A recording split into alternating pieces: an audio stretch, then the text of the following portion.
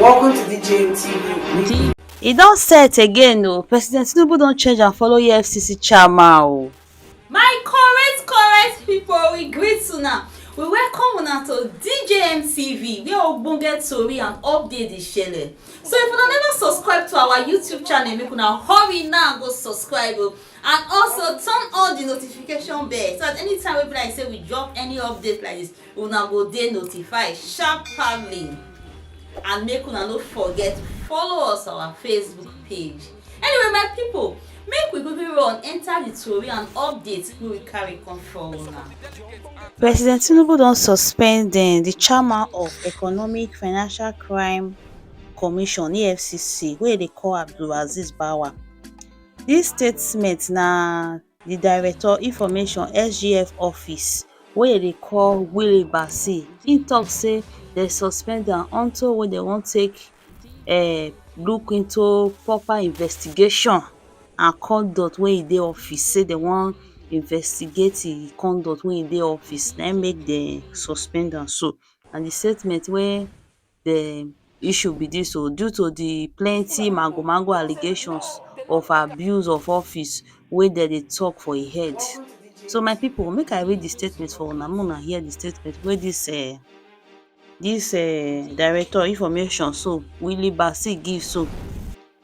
The statement read like this: Mr. Bawah has been directed to immediately hand over the affairs of his office to the Director Operations in the Commission, who will oversee the chairman of the commission pending the conclusion of the investigation. Hey my people, na the statement be that o. Wey dem take suspend the EFCC chairman so no be small thing o. Say dem wan investigate am unto plenty allegation wey dem say dem put for im head. Na dis same wey dem first take suspend CBN governor wey e take come land later for DSS hand o.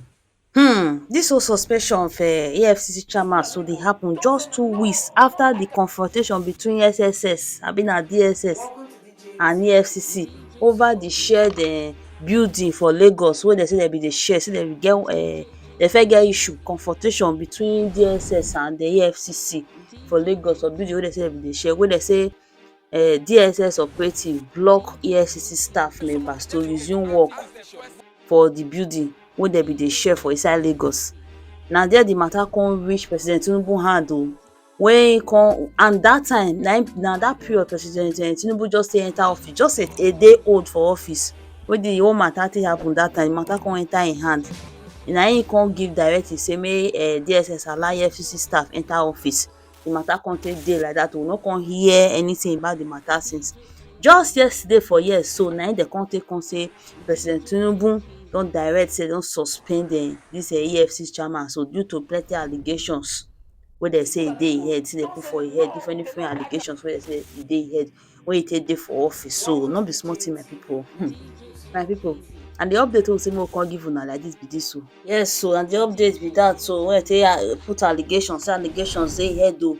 And as the whole thing even take dey play sef, dem no even talk the allegation come out, dem no even list am. Dem no say okay na the allegation be dis, na im dis one e do or na that one e do. Dem just talk say allegation dey im head, dis one that one. Dem no list am for dis their statement so wey dem issue come out wey dem take suspend am so. Anyway my people, na the update be dis so. Make una no forget to like and share o. Una do well. See you all in our next video.